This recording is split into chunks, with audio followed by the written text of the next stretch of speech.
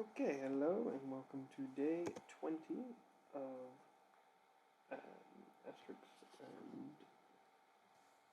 and, the Asterix animation. Today's the dialogue animation, where we'll be going over the animation. So I created quite a static animation today for what the... Seems to be frozen. Yeah, I created quite a static animation where it's just this face and he's not really like moving around too much, it's just the dialogue. I took the audio from the French dubbed Asterix and Cleopatra, or Asterix in Egypt, I don't quite know how it was pronounced. But I like the way the skin. So I went with my typical sort of approach to this, where I broke down the audio and what was actually being accomplished, and then took that and did the broke it down into syllables, and then tried to find voices for those.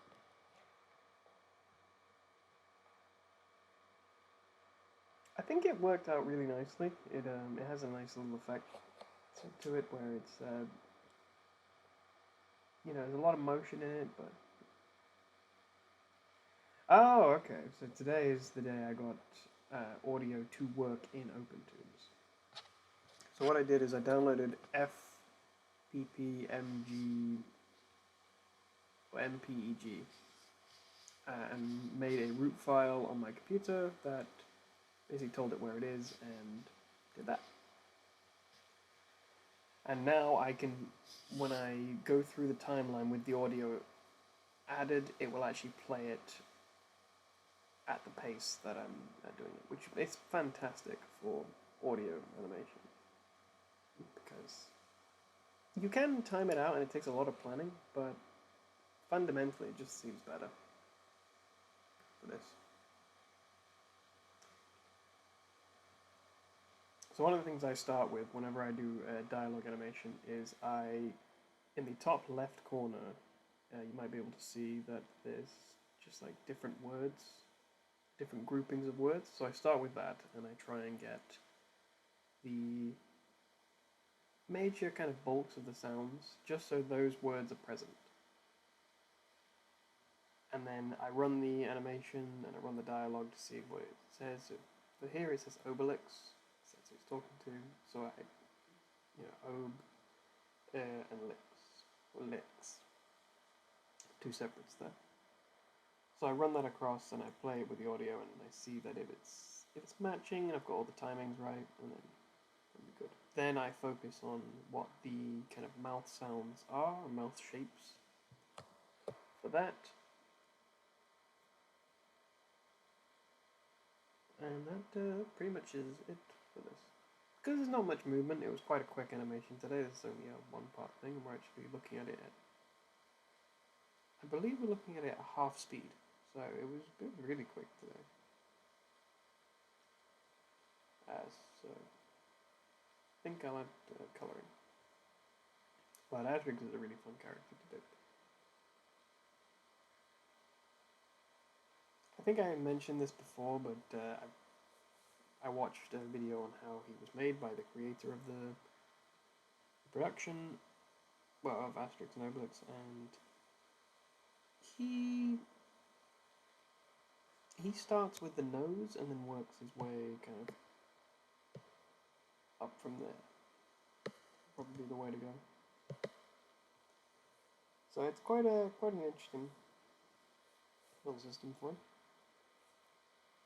But it's great for this, because you start with the nose and you get all the kind of squash and stretch that you want from the nose and sort of basic movements. And then you just add the mouth, which is, to be honest, most of the time hidden in either the mustache or that sort of O face that you see quite often where he's got his mouth open. That's the only one that really makes the chin quite pointy and things like that. But it's quite cool.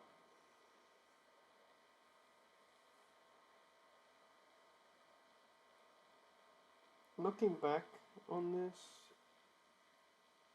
if I wanted to make it better, I'd probably say that the eyes probably could have done with a bit more, being a bit bigger and rounding off. And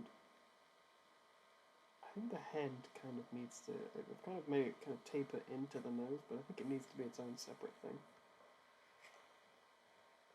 More so.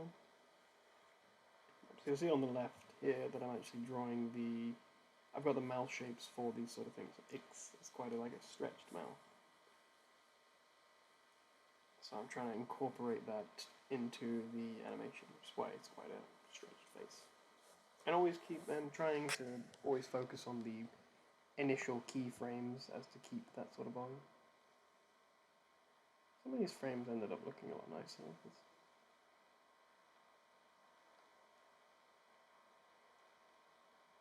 Probably should have drawn the ear as well.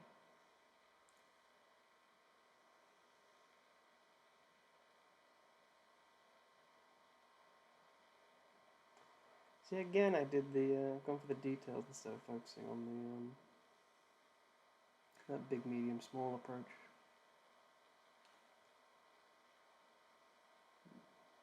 Something like that.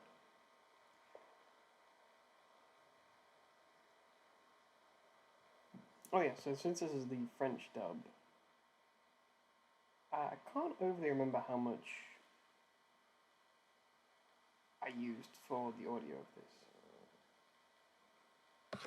But I think this one and the character later on, because I took the French dub, I think this one is just, doesn't actually use much French, so it's quite universal in the sort of mouth shapes. But the later one actually does have quite a bit of French, and I will say that the mouth shapes are universal. So even when it was a French dub of something like that, it doesn't change really at all how your mouth moves. Things like that. There are different ways, like the French R is quite a different and unique mouth shape compared to sort of an English R. So we're more of like R, like a pirate sort of thing, and they're more of a roo. They're more from the throat. So those are some sort of subtle differences that you notice, but to be honest with dialogue animation, one of the things that I've come to find in this workout is less is more, weirdly.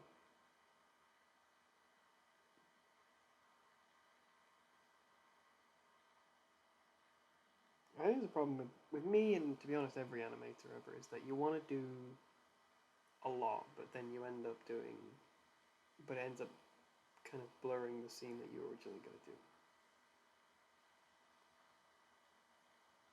So yeah, less is more for this. Here's the sort of main takeaway of this.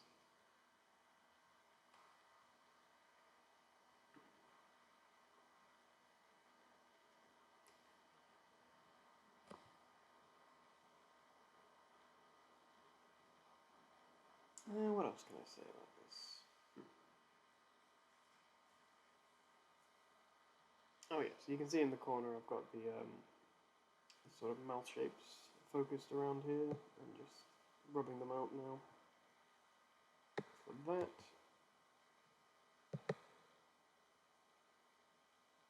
Which was quite good.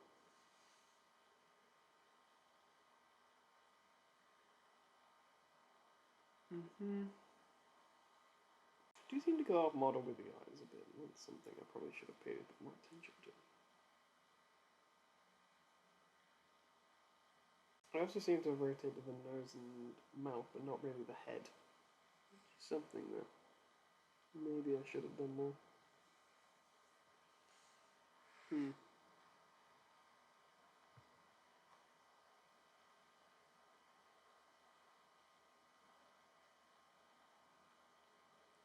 Okay.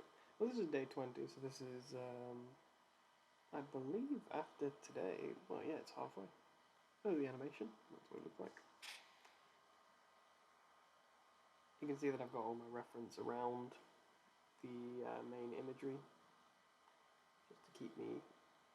In case it's nice to have, because in case I have a problem, I'm like, why doesn't this look right? And then I look at an image and I look at my picture and I go, oh, the eyes are this, and eyebrows this.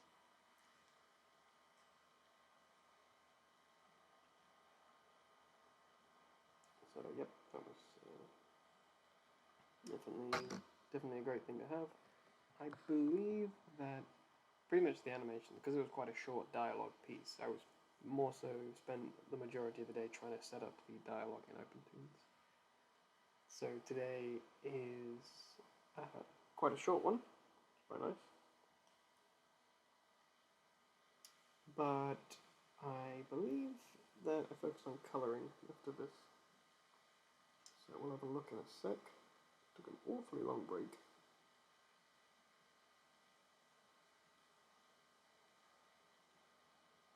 Sometimes seems to happen. Let's skip along a bit.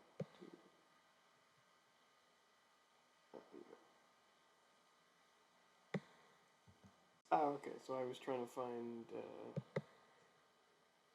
so I believe I was trying to find that reference picture. Just so I could have the colours right. I believe my Asterix is a bit more fatter. I think you see that line that tapers to the nose left? It should have more kind of joined it up to the chin, on the side of the chin, to see that more like that kind of bean shape. So if I followed that bottom left chin line, probably would be better.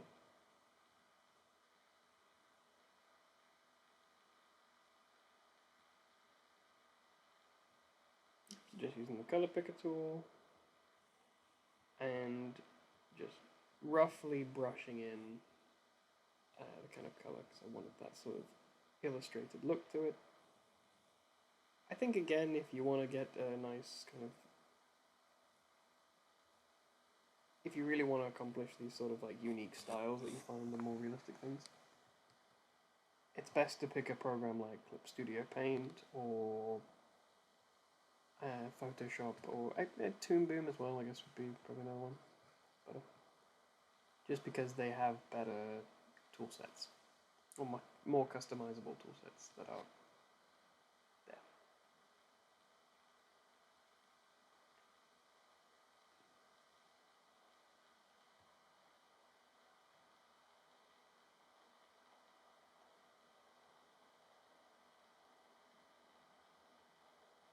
Oops, just colouring in the mustache.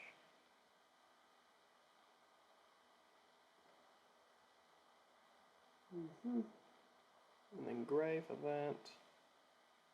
And then I don't think I colour in the wings.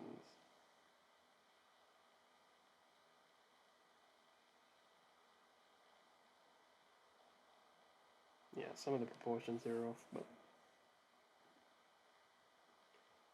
that's what you get with daily challenges and things that are meant to be just kind of fun and that. I think if you sweat over the smaller details and try to make it perfect, things like that, you end up losing what you were trying to initially make.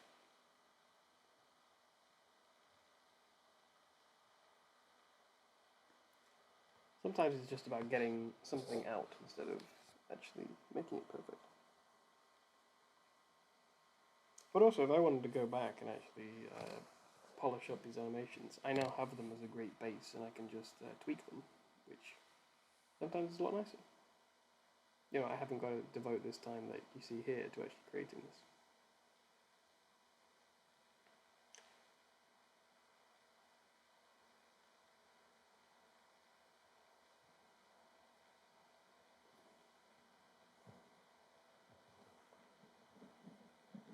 Oh, the eyes got really off. I think I might have made the brush too big when I was drawing the eyes.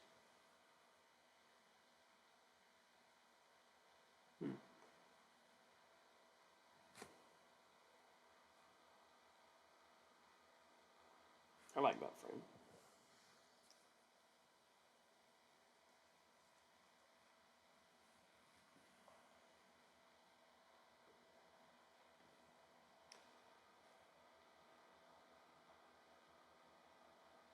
Yeah, but I did find out that less is more seems to be the case for a lot of dialogue animation. The more you try and move around the head, the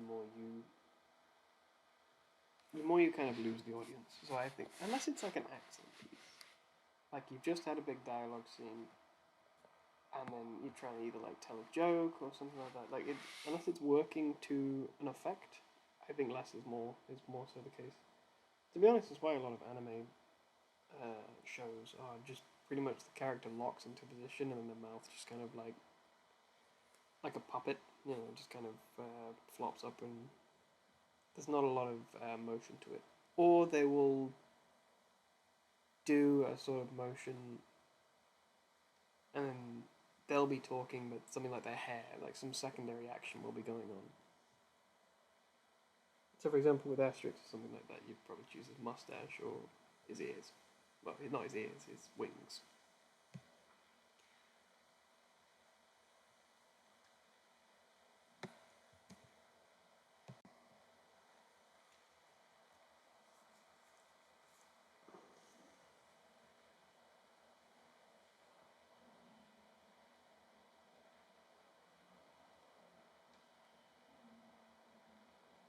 Mm-hmm.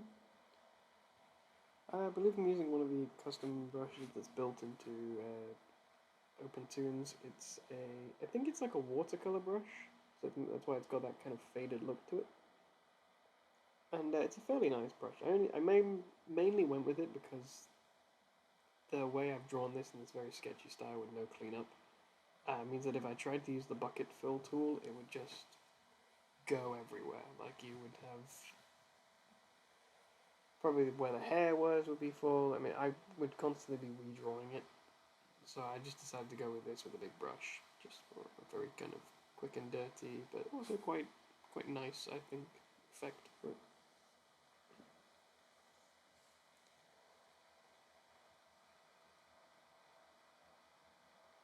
I also seem to be colouring piece by piece, which is yeah, I think it makes sense for a smaller animation like this.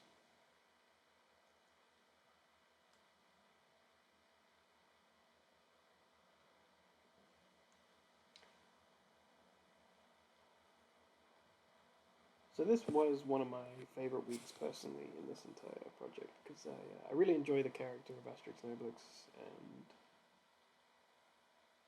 I've drawn them before and I like the style that they're in, and grown up. Obviously, I've grown up with them quite a bit, so it's very nice to kind of give back to that. You know, makes you feel quite happy about it. And it did teach me about, instead of just focusing on construction and things like that. Obviously, illustrators have different ways they approach. Well, different people have different ways they approach creating different pieces. And seeing the way that they make this sort of Asterix and Obelix, or how they draw them, was quite nice. I mean, people, when I looked up a lot of guides online and things like that, people do naturally go to the sort of basic shapes thing. But sometimes there are key things that you get down first and then focus on stuff. Like this, and getting the nose proportion right straight away, because it doesn't actually have an anatomy that's attached to anything. It's not like you get, you know, I mean, it might be like the nose is, I don't know, the same size as the chin or something like that, but in reality, you've just got to draw the nose and then get that right, and then base everything else around it, in a sense. And it was very interesting to find out. I find that, and I've seen how illustrators draw certain properties, and that you do see that a lot. In that when they draw a character or something like that, they have a, not really like a shortcut, but more of a way they draw it, where they focus on one aspect first. Just because they draw it so much that they created these little shortcuts. So, just being aware of those things is very, very good. Right, well, I believe we're approaching the end of this recording. So I hope you've enjoyed this one. I really have, and I think this is it's a really nice step in the dialogue. I'm so glad I got the F F M P M G thing actually sorted, so I can actually hear audio now. And I'm glad about the result of this animation. Are there things that could be better? Yes, but I mean, I could say that about everything. I'd never get anything done if I kept looking back. So, I hope you've enjoyed, and after this is done, I'll play the animation a few times with the audio so you can hear it. So, thank you for watching, and I'll see you tomorrow.